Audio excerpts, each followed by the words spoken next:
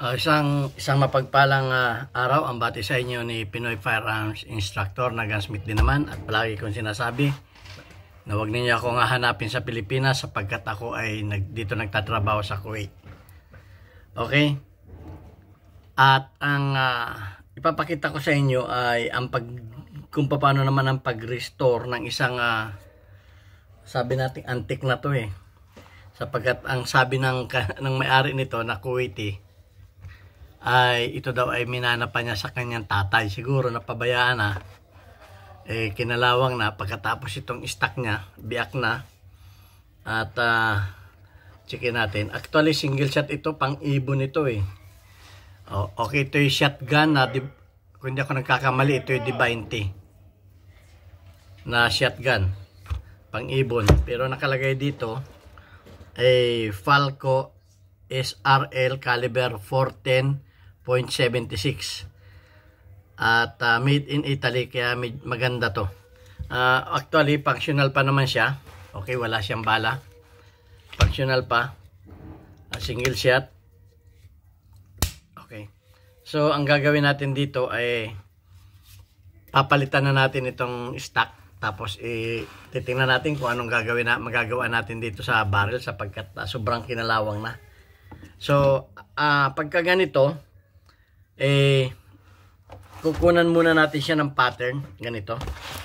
Yan, kukunan muna natin siya ng pattern sa karton. Yan.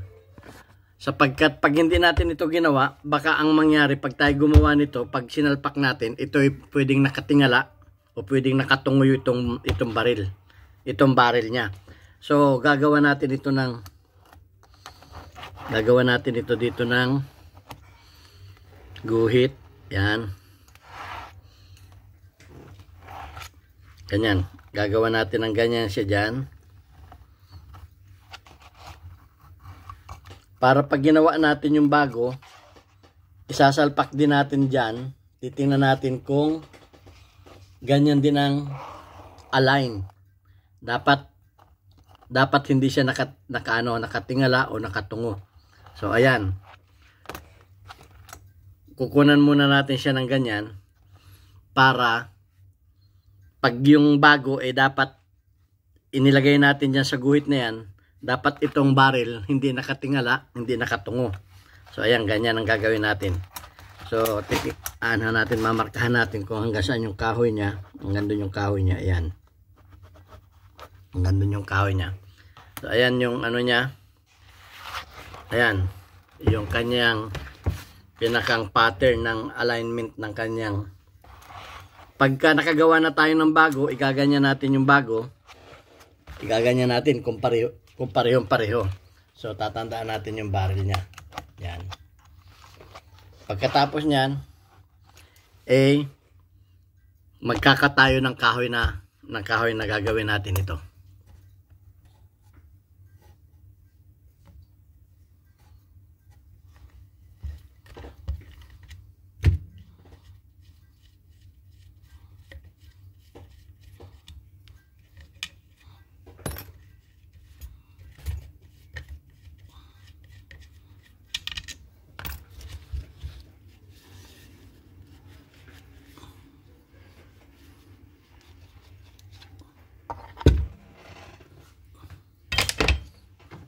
Ito yung kahoy ordinary lang sapagkat yan, kukuha naman tayo dito, naman natin siya kakatin naman natin ito. Kukuha tayo dito ng gagawin nating stock. Yan.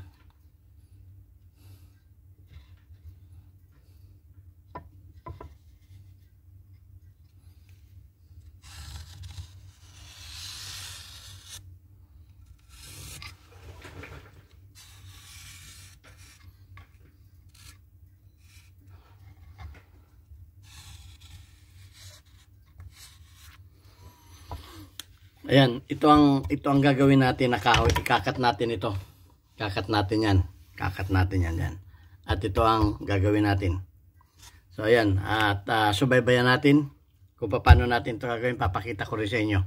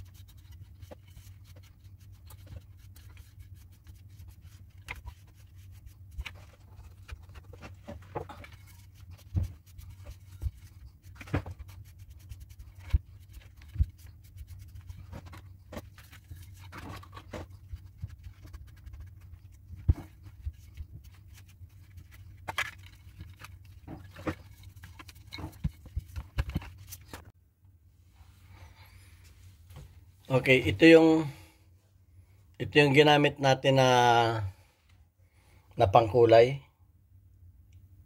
middle oak. Ngayon naman ay gagamitan naman natin itong sealer and filler. Ito naman ay para matabunan yung kanyang mga pores.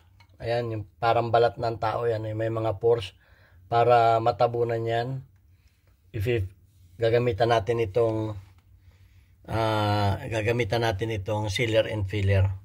Para pantay na pantay siya, magiging mirror finish siya. Okay, gagamitan natin siya nitong pang-apply natin na sponge, foam. So, magsasalin tayo dito. Ayan.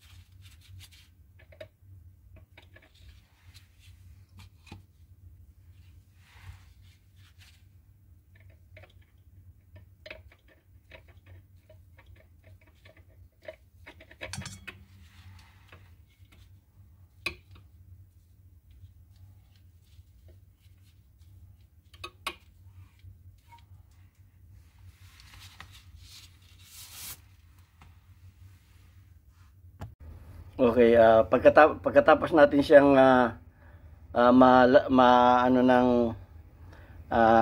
nalagyan na natin siya ng itong sanding sealer, nalihan na natin.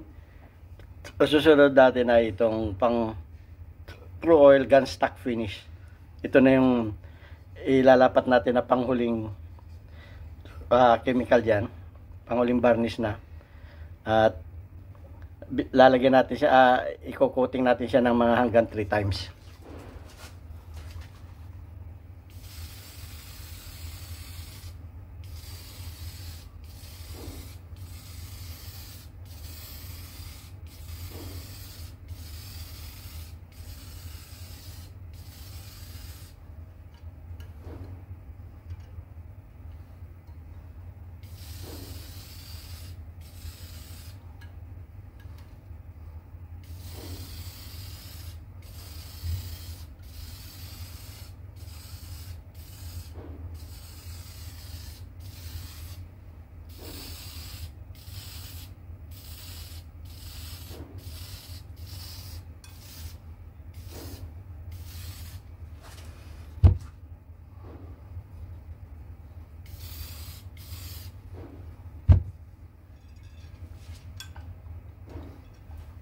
So, ito na yung first coat natin.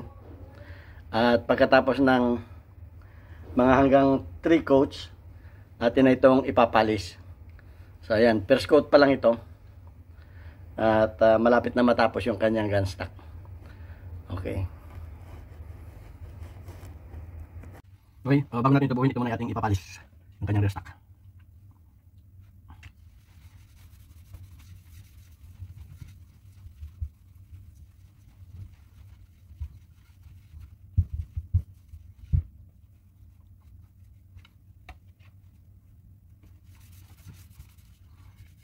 Ito yung polishing compound.